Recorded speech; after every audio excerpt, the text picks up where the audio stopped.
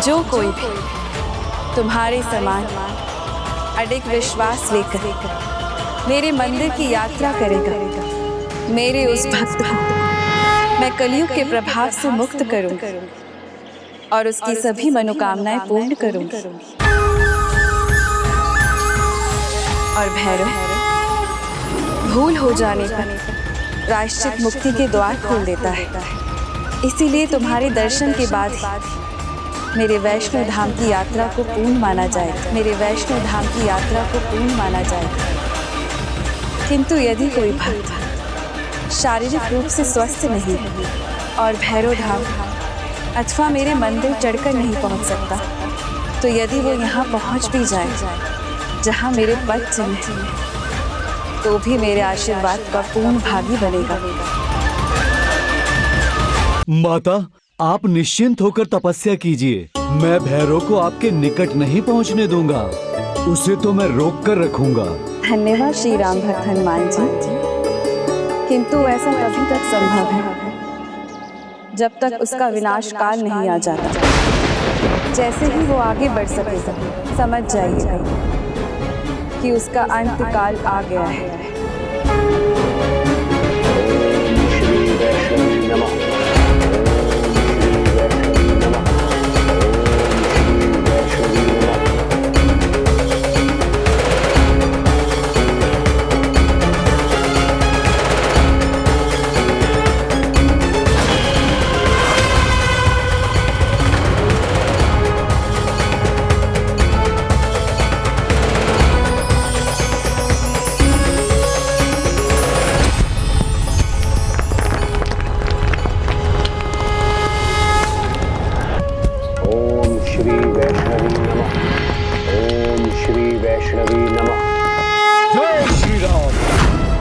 भैरव, जब तक तुम्हारे पापों की गागर भर नहीं जाती, माता का ये लांगुरिया पहरेदार तुम्हें माता की ओर एक पग भी बढ़ाने नहीं देगा। श्री राम।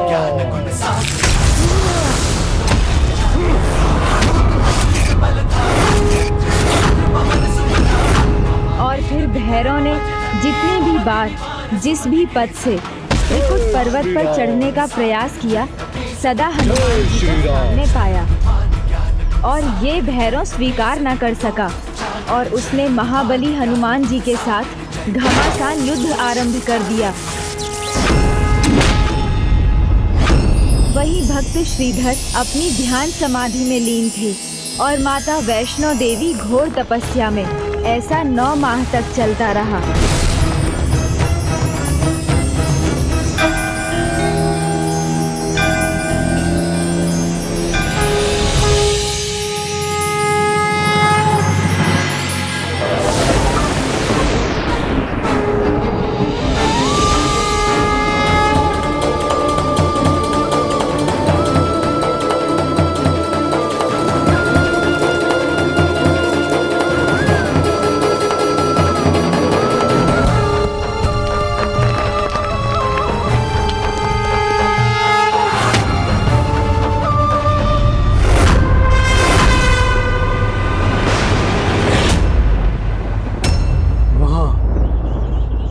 दिव्य प्रकाश के निकट जाना है मुझे।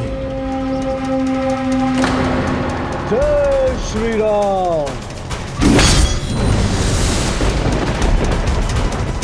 मैंने कहा ना, भैरव पराजय स्वीकार करने वालों में से नहीं। मैं तुम्हें तब तक आगे नहीं जाने दूंगा जब तक स्वयं माता की इच्छा नहीं होगी।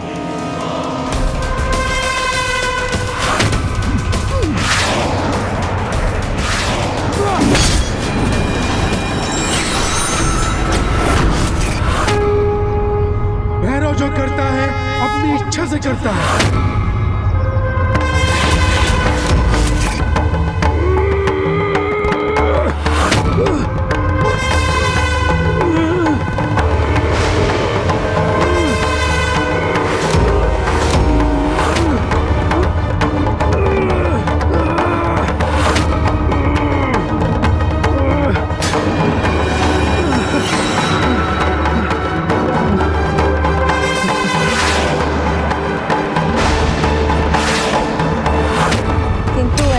तभी तक संभव है जब तक उसका विनाश काल नहीं आ जाता। जैसे ही वो आगे बढ़ सकेगा, समझ जाइए कि उसका अंत काल आ गया है।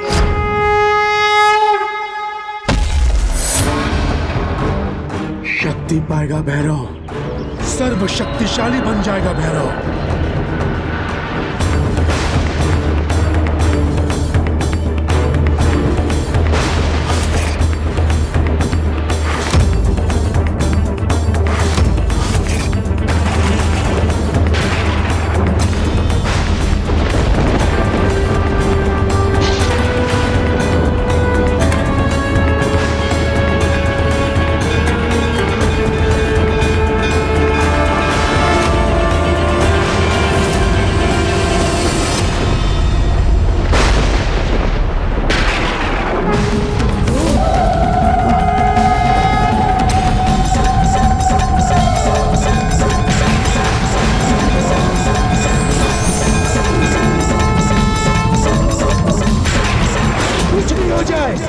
असंभव को संभव बनाएगा भैरव, अपार शक्ति पाएगा भैरव।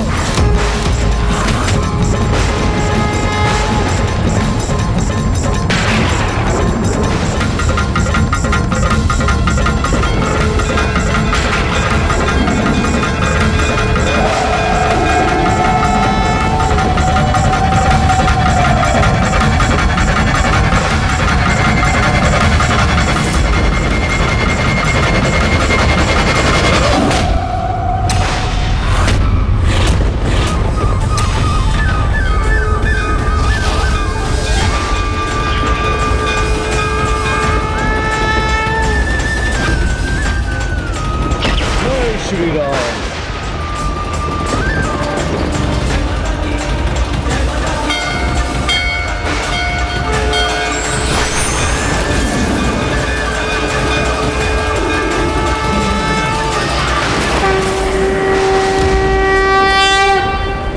भैरव, तुम्हारे पापों की गागर भरकर छलक रही है, इसलिए अंतिम बार कह रही है, अपना अंत नहीं चाहते तो अभी भी पीछे हट जाओ। भैरव, अभी भी समय है, माता के चरणों में अपना शीश झुकाओ। मैंने कहा ना, भैरव का शीश कट सकता है, झुक नहीं सकता।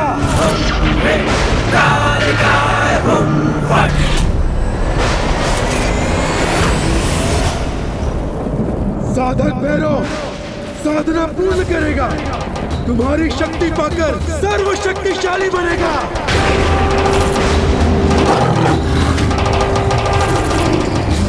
कोई नहीं रोक सकता मुझे, कोई नहीं।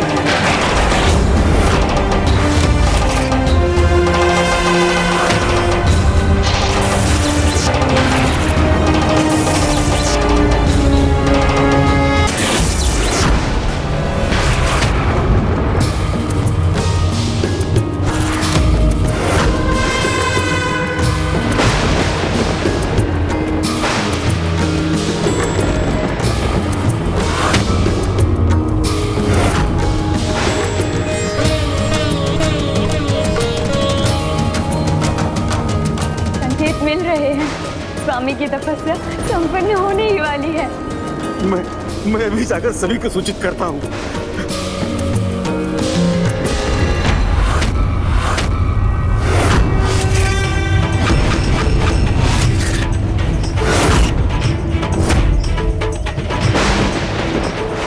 मेरा त्रिशूल ही पर्याप्त है तुम्हें अधीन करने के लिए।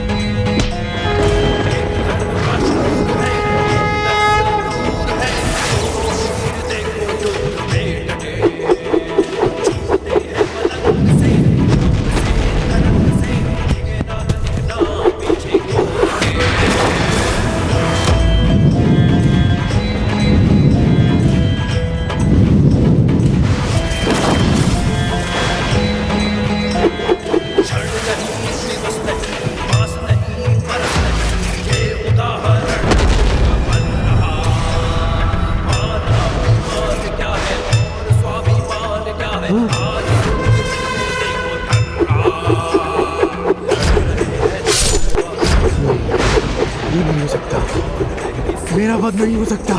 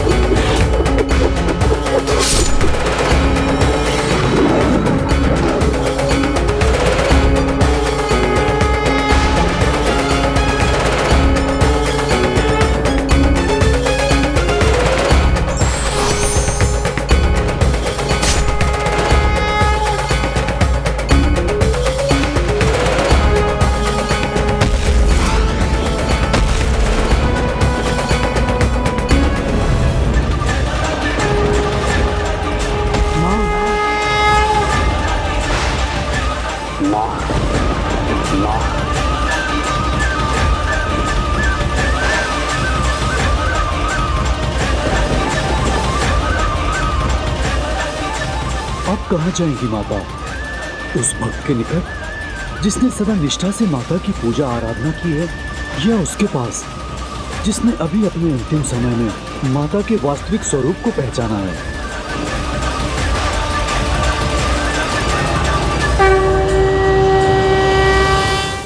माता, अंततः आपने मेरी बात सुन ली। अपने इस भक्त को पूर्ण स्वरूप के दर्शन देकर आपने कृतार्थ कर दिया मुझे।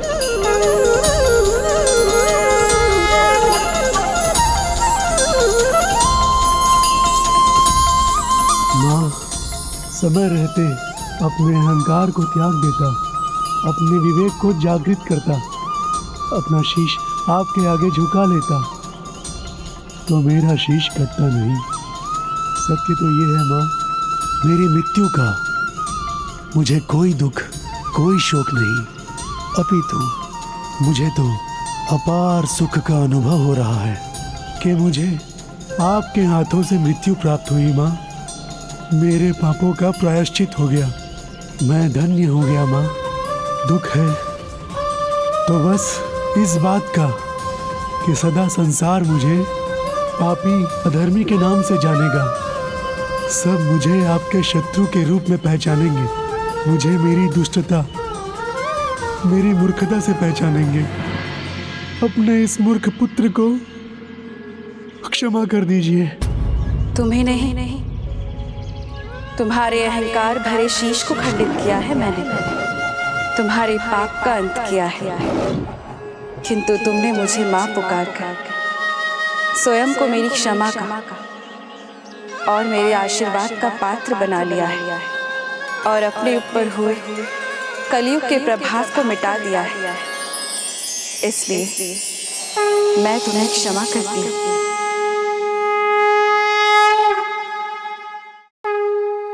मैं तुम्हारी भक्ति से अत्यंत प्रसन्न हूँ श्रीधर। तुम्हें मनचाहा वरदान देना चाहती हूँ, मांग लो जो भी इच्छा। माँ, आपके दर्शन मिल गए, जो मांगा था वो मिल गया इस भक्त को। अब और कुछ कहाँ चाहिए मुझे?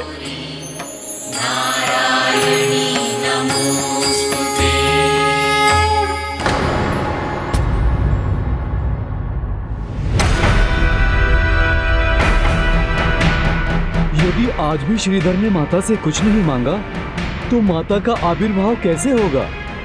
मेरी माता की कलयुग में स्थापना कैसे होगी? कलयुग के आगमन पर आपकी भक्ति में आप ही का एक भक्त आपको पुकारेगा, तब आपका आविर्भाव होगा और वही भक्त त्रिकूट पर्वत पर आपको आपका विशेष धाम प्राप्त करने में सहायक बने। प्रभु श्री राम ने मुझे जो वरदान दिया था वो तो तभी पूर्ण होगा जब मेरा भक्त श्रीधर मुझे रोकेगा। अन्यथा जब प्रभु कलयुग में कल की अवतार धारण कर अवतरित होंगे तो मैं उनसे भेंट करने में असमर्थ हो जाऊंगी। क्या ऐसा कुछ नहीं जिसकी तुम्हें इच्छा हो, जो तुम मुझसे मांग सकते हो? माँ, आप तो अपने भक्त की झोली बिन मांगे ही सुख समृद्धि से भर देती है। ऐसे में भला कुछ और मांगने की क्या आवश्यकता है? आपकी ममता और कृपा से भरे आपके आंचल की छाव सदा हम पर बनी रहे। इससे अधिक मुझे और कुछ नहीं चाहिए।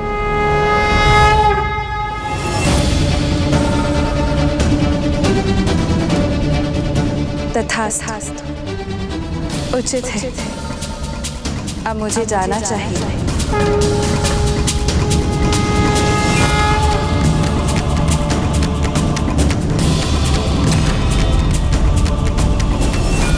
माँ, माँ, माँ, माँ, माँ, माँ, माँ।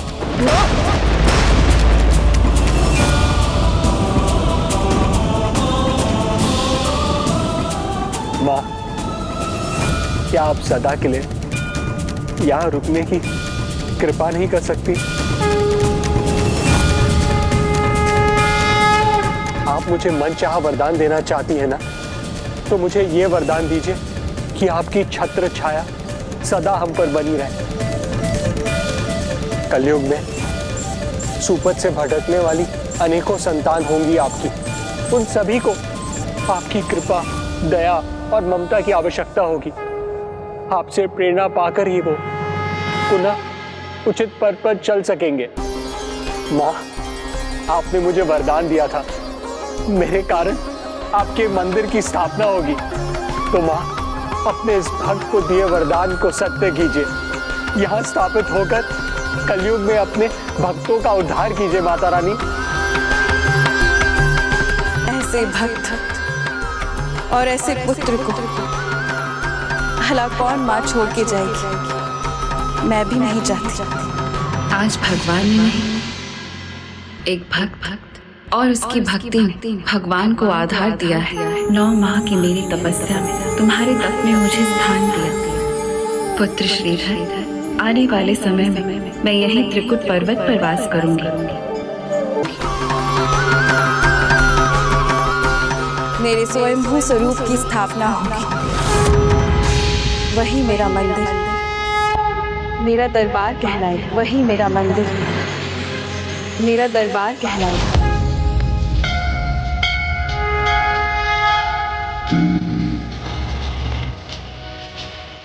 जय माता की, जय माता की।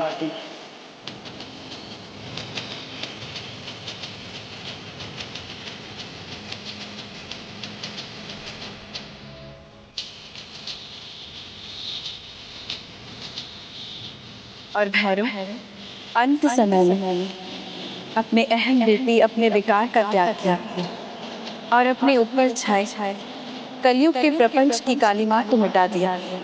इसीलिए आज के बाद तुम्हें भी पूजा जाएगा और तुम्हें भैरवनाथ के नाम से जाना जाएगा। और तुम्हें भैरवनाथ के नाम से जाना जाएगा। पुत्र श्रीधर, तुमने जो मांगा मैंने तुम्हें दिया। तो क्या अब तुम मुझे कुछ देने के लिए तैयार हो?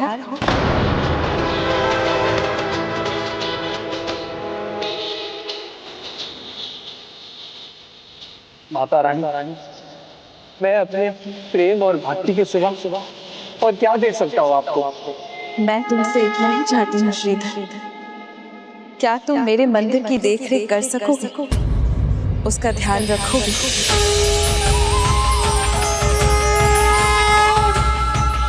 ये तो मेरा परम सौभाग्य होगा माँ। मैं तुम्हें आशीर्वाद देती हूँ पुत्र। तुम्हारे बाद तुम्हारे वंशज मेरे मंदिर में मेरी पूजा करेंगे और तुम्हारा नाम सदा के लिए मेरे नाम से जुड़ा रहेगा। माँ, वंशज? तो क्या मैं अपनी संतान को जन्म दूंगी माँ?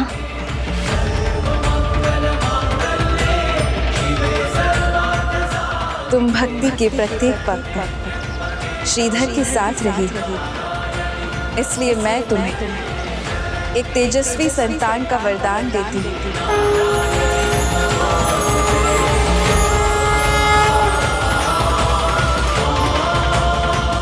जो कोई भी तुम्हारे समान अडिग विश्वास लेकर मेरे मंदिर की यात्रा करेगा, मेरे उस भक्त को मैं कलयुग के प्रभाव से मुक्त करूंगी और उसकी सभी मनोकामनाएं पूर्ण करूंगी।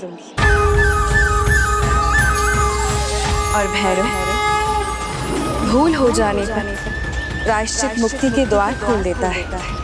इसीलिए तुम्हारे दर्शन के बाद ही मेरे वैष्णो धाम की यात्रा को पूर्ण माना जाएगा। मेरे वैष्णो धाम की यात्रा को पूर्ण माना जाएगा। किंतु यदि कोई भक्त शारीरिक रूप से स्वस्थ नहीं और भैरव धाम अथवा मेरे मंदिर चढ़कर नहीं पहुंच सकता, तो यदि वो यहाँ पहुंच भी जाए जहाँ मेरे पद चिन्ह, तो भी मेरे आशीर्वाद का पूर्ण भागी बनेगा। माँ, बस इतनी कृपा और कीजिए, मेरी देह सदा आपके चरणों में रहे और भविष्य में जो भी भक्त आपके दर्शन के लिए आए वो मेरी इस अभिमानी देह पर चढ़कर आपके दर्शन पाए। माँ, मेरी विनती स्वीकार कीजिए। माँ, तथास्तु पुत्र। जीवन भर अधर्म पथ पर चलने वाले इस अधर्मी को आपने प्रायश्चित का इतना बड़ा पुरस्कार दे दिया है। माँ, आप करुणा की सागर है माता। आपके समान करुणामयी और कोई नहीं। अद्भुत, सर्वथा अद्भुत है आपकी ममता माता रानी। आपने तो बिन मांगे ही हमारी झोली भर दी। जय माता की। आपकी लीला अपरंपार है माता। ये प्रमाण है इसका, आपके दर से कोई खाली हाथ नहीं लौटेगा। माता रानी की जय। शेरावाली की जय। जोर से बोलो जय माता की जयकारा शेरोवाली का।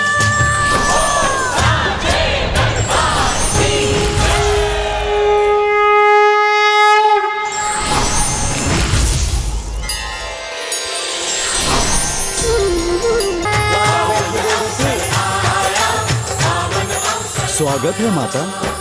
गुफा के अंदर पिंडियों का देखो आज नजारा।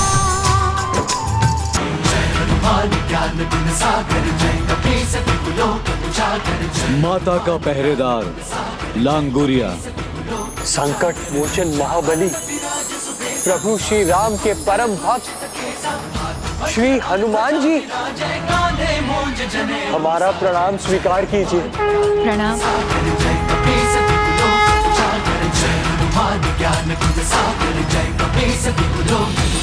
आपके ही कारण एक भक्त को उसके भगवान मिले।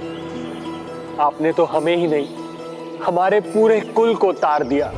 श्रीधर, एक भक्त ही दूसरे सच्चे भक्त की अवस्था को समझ सकता है। यही भक्ति की मर्यादा है और मैंने तो केवल उसका पालन ही किया है।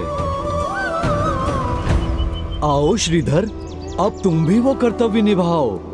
माता रानी स्वयंभू स्वरूप में पधार चुकी हैं। आओ श्रीधर, आओ। जय माता की। जय माता की। जय माता की। जय माता की।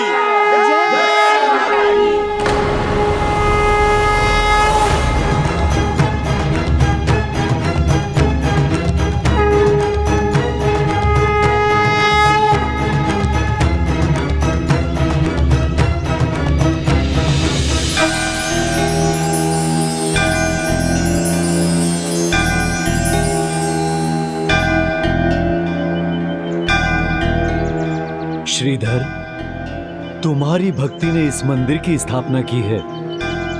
माता रानी यहाँ देवी लक्ष्मी, देवी शारदा, सरस्वती और देवी दुर्गा भवानी अर्थात अपने तीनों रूपों में उपस्थित रहेंगी।